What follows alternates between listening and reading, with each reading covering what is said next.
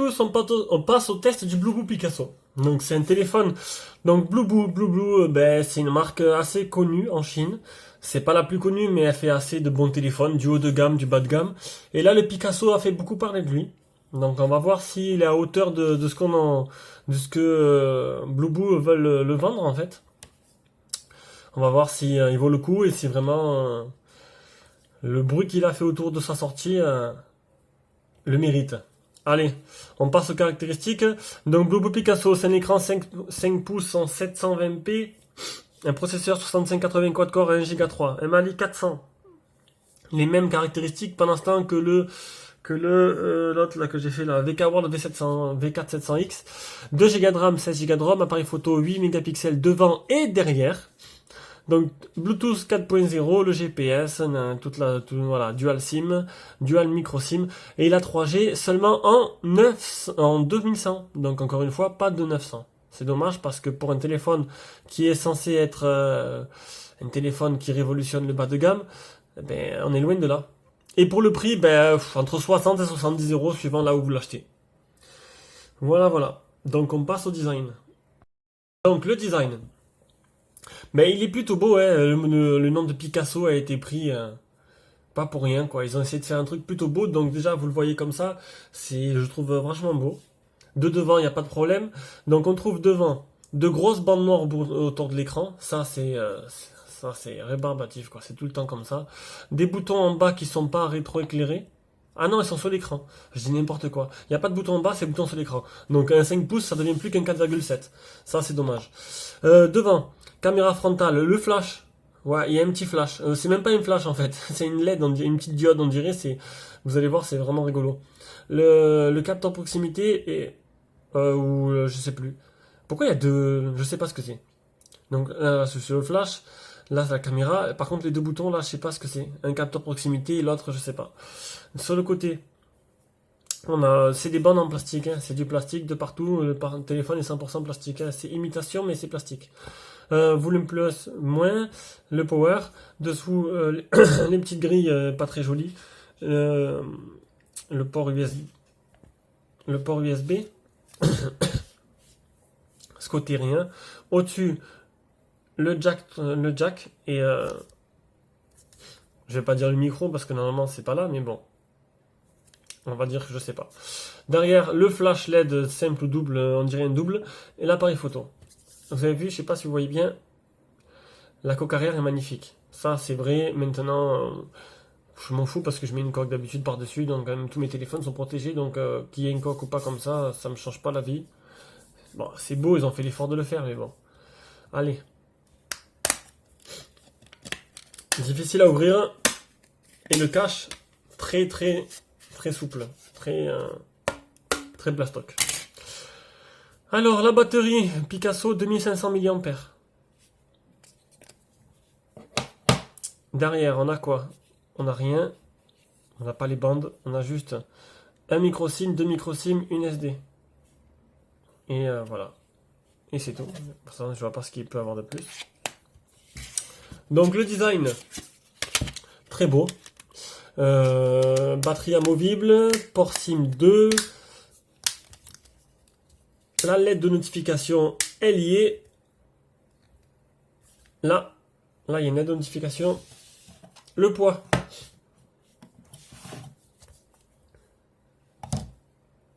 « 155 grammes. Les dimensions.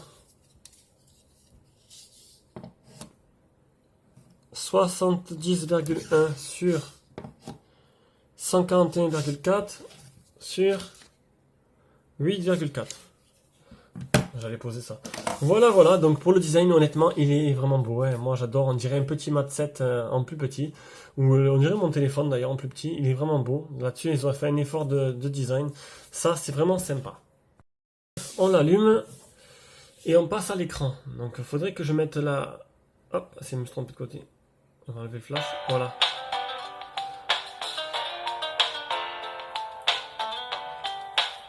Certains sont peut-être intéressés de savoir comment il s'allume et combien de temps il met pour s'allumer. Alors c'est vrai que le dernier j'ai oublié de le faire pour gagner du temps. Là maintenant je vais le faire, je vais l'allumer et puis je verrai bien, il s'allumera le temps qu'il prendra. Le VK700, fallait pas être pressé, je voulais presque faire un café en attendant. Lui, bah écoutez, de toute façon, après, c'est pas le principal, hein. Une fois qu'il est allumé, il reste allumé, hein. Voilà, donc il est allumé, il n'y a pas de problème. Ah, bon, bah écoutez, de toute façon, hein, les ports SIM, c'est tous les mêmes, hein. Je changerai du coup. Je vais mettre le mode avion pour pas me recevoir des petits messages.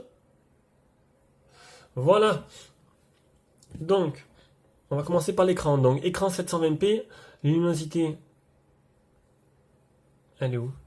Les paramètres, ça à chaque fois je devrais le faire avant. Voilà, paramètres, affichage, à fond les ballons. Voilà, luminosité à fond. Donc bah, l'écran il est beau, hein. Beau, réactivité, c'est parfait. Regardez, c'est pas compliqué. Tac, tac, tac, tac, tac, tac. C'est du sans faute. Franchement, ils ont fait vraiment un effort là-dessus. On dirait qu'il y a un octocore sous le capot, quoi. Ça tourne bien. Gorilla Glass, non. Film sur l'écran, oui, il y a un film sur l'écran.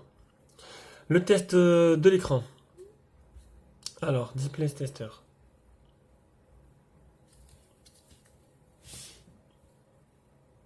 Vous avez vu, c'est le même processeur quand même qu'il y a dans le VK700X et pourtant celui-là il est 100 fois.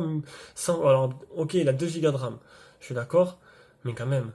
Bon, alors, pas de fuite de lumière, pas de pixels morts, les couleurs sont correctes, il n'y a pas de souci là-dessus. Ah, les boutons sont sur l'écran, j'ai du mal à m'y faire. On va maintenant les angles de vision.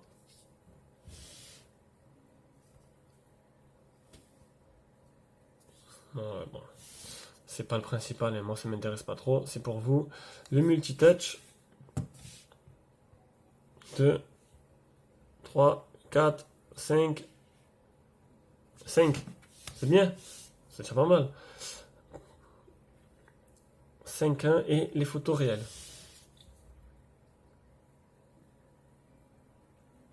Pour vous montrer un peu la qualité de cet écran.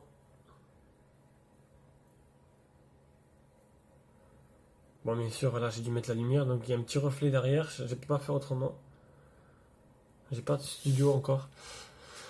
Voilà pour la qualité de l'écran, donc qui est vraiment pas de problème, il est parfait. Le Miravision, je sais pas s'il y est. Le Miravision, est-ce qu'il y est? Non, ça c'est la radio. Miravision, affichage, il y est. Donc ça, le Miravision, je vais le répéter à chaque fois.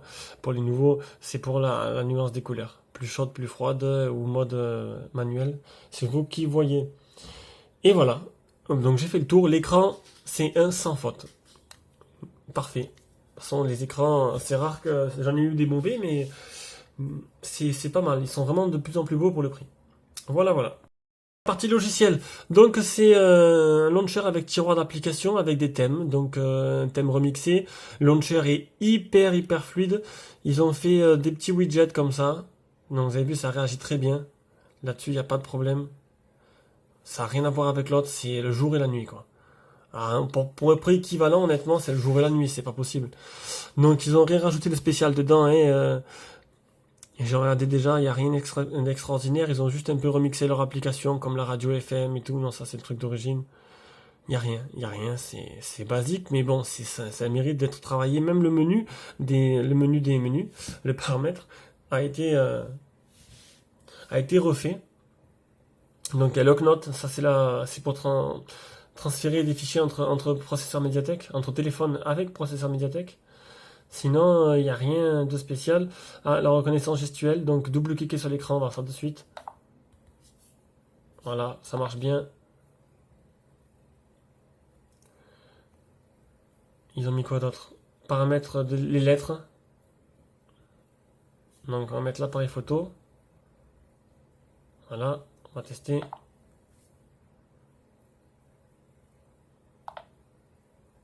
Voilà, ça le mérite d'être là. C'est ça qui est bien. Donc les mises à jour OTA, oui. Oui. Oui, elles y sont. Dès que je l'ai. Ah, j'ai du mal, hein. Dès que je l'ai allumé, il m'a demandé une mise à jour. Donc elles y sont, elles sont là. Dac, mise à jour. Donc je l'ai fait dès le début que je l'ai eu, donc ça c'est bien. Bon, il vient de sortir après, donc est-ce que savoir si s'ils vont le suivre, ça j'en sais rien. Le stockage.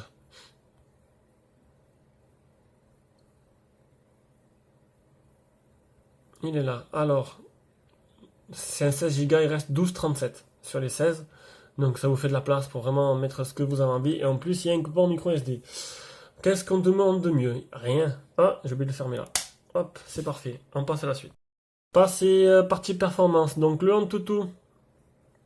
Est-ce que je l'ai bien fait le Antutu? Le Antutu avec la dernière version, comme d'hab. Ah, c'est pas la dernière. Ah, je l'ai pas fait. Donc, bah écoutez, je vais le faire. Hein. Allez, on reprend. Alors, le Antutu. Vous avez vu ces grosses bandes noires là? C'est vraiment moche. 21 426, donc Blueboo Picasso Android 5.1. Voilà. Processeur 6180, Mali 400, 720p, 8 Go devant, 8 Go derrière. Et tralali, tralala, on connaît tout ça. Le Epic Citadel. Donc j'ai fait une capture d'écran. C'est juste que je trouve la galerie. Voilà. Donc, ça c'est l'Epic Citadel. Donc 46,1, 720p, High Quality. Voilà, voilà. Donc je pense que ça va convenir à ceux-là qui s'intéressent à ça. On va passer au jeu. Donc on va passer à Rayman. Donc je vais couper et je remets dès le début. Donc Rayman. Donc on va voir, c'est vraiment sur ce jeu-là que je vois que c'est le téléphone. Il est bien optimisé. On va baisser le son.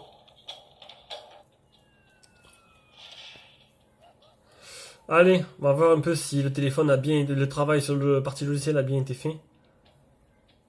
Allez.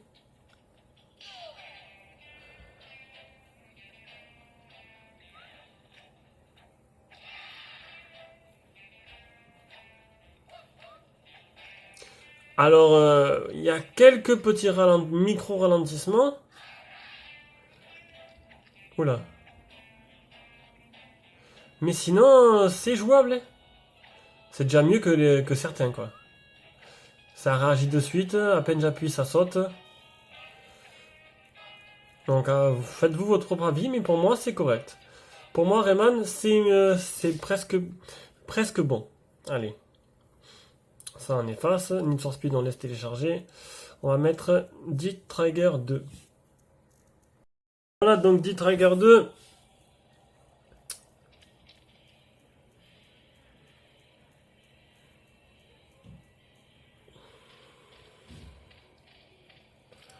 Ça a l'air d'être plutôt pas mal. De pas trop laguer. Je l'ai mis en mode moyen. Hop! Je déteste quand ça m'arrive. C'est super. Allez, on va avancer. Je l'ai mis en mode moyen, il était en mode bas comme d'habitude. On va voir un peu, regarder un peu les textures en bas. Ça se voit direct avec la qualité, elle est là. Donc ça lag pas, c'est fluide. C'est jouable.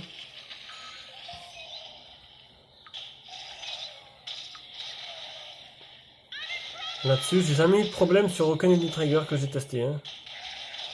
Donc là-dessus, il n'y a pas de souci. On va passer à Need for Speed. Allez.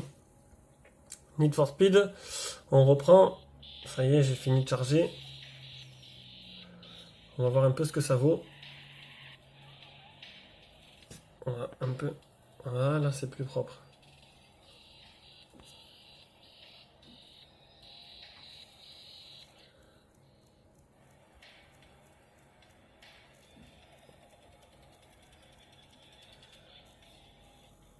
On va mettre les commandes comme ça pour tester l'accéléromètre.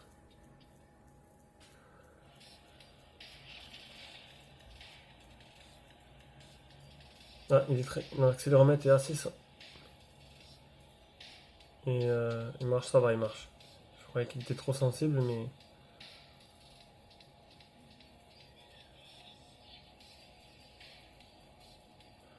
Donc c'est fluide, ça lag pas, l'accéléromètre fonctionne. C'est tout ce que je voulais savoir, voir si on pouvait jouer avec.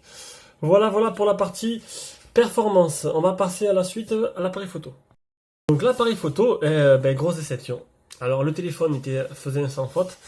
L'appareil photo, déjà le logiciel. Alors, on va voir le logiciel. Donc c'est le logiciel basique. Ils ont rajouté ça, je sais pas du tout à quoi ça sert. Alors je le monte, je le descends. C'est pas un zoom, hein, ça fait rien du tout. Donc je sais pas, je laisse au milieu. L'appareil photo, vous allez voir qu'en fait, il est pas extraordinaire, je sais pas, en, en fait, il est correct. Correct, mais pas extraordinaire. On va dire, je préfère encore, c'est l'appareil photo du VK700. En condition lumière basse ou quoi, il est horrible. Vous allez voir, j'ai pris quelques photos. Donc ça, c'est ce que je viens de prendre maintenant. Donc ça peut faire l'affaire maintenant. Ah, je mets juste un 6 sur 10 à l'appareil photo. Honnêtement, c'est pas extraordinaire. J'ai vraiment eu mieux. Regardez ça, c'est en lumière. C'est avec le flash dans le noir. Donc c'est vraiment moche. Honnêtement, c'est moche. Là, c'est encore pire. Alors que le VK700X s'en sort beaucoup, beaucoup mieux.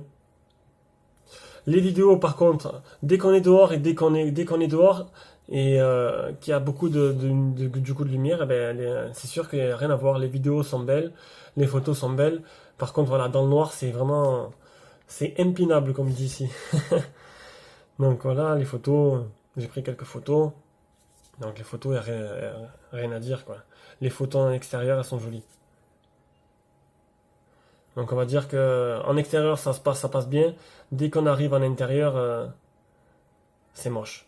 Voilà. Ah, c'est moi, mais on voit pas. Donc tant mieux parce que. Donc ça c'était un selfie. Sauf que bon, vu la qualité, vous avez bien vu que c'était pas le top quoi. Je supprime un peu. Ah ouais, ça c'est une photo avec pas beaucoup de lumière. C'est granuleux, c'est moche, c'est horrible. On va prendre un petit selfie parce que bon, il y a le flash avant. Alors, après photo, on tourne. Flash avant, vous allez rigoler. Regardez le flash avant, regardez. Ah merde. Flash. Alors si ça, moi j'appelle ça une LED, hein, j'appelle pas ça un flash. Hein. On va prendre un petit bonhomme en flash. Petit kitty. Voilà. Donc le petit kitty, bonjour à tous. Voilà. L'appareil photo avant, il est pas trop mal. Voilà. Bon, c'est correct. Bon. Pour être honnête, voilà. En extérieur, c'est bon. Très bon même. En intérieur, c'est pourri. Au moins, c'est résumé. Vous savez à quoi vous en tenir avec celui-là. Allez, on passe à la suite.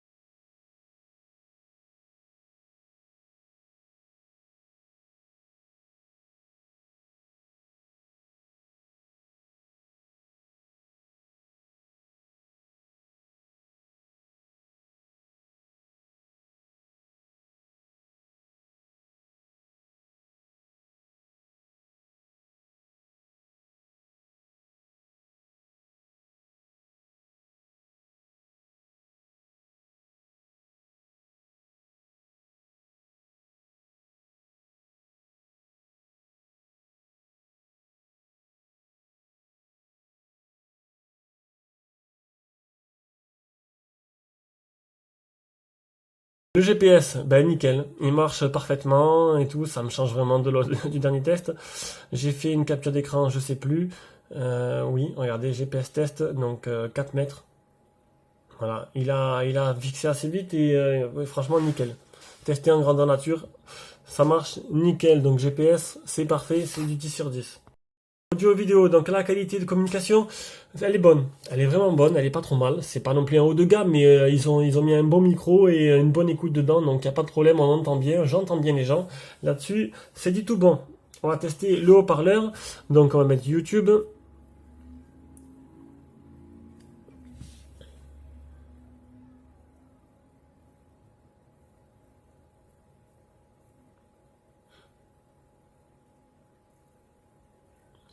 Donc YouTube, petit ours brun, je vais prendre ça, c'est le premier truc qui vient.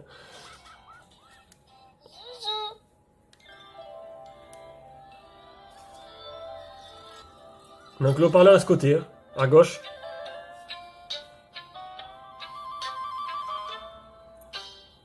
Oh tiens, voilà quelqu'un, petit ours brun. Coucou, c'est toi mon copain, petit ours brun. Tu fais toujours ton... Ben, le haut-parleur, il est pas très puissant, je trouve.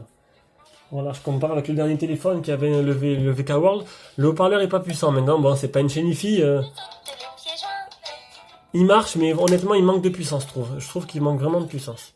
On va maintenant... Allez, on branche le port jack. Petit ours brun trouve un copain. Quand ils ont fait les courses, petit ours... Le port jack, ça marche. Là, bon, les films, vous avez vu la qualité de la vidéo, hein, j'ai pas besoin de... Depuis tout à l'heure, hein, c'est pas mal. Donc, le Bluetooth, on va activer le Bluetooth. Ici, on descend le panneau. Voilà, le Bluetooth va s'activer.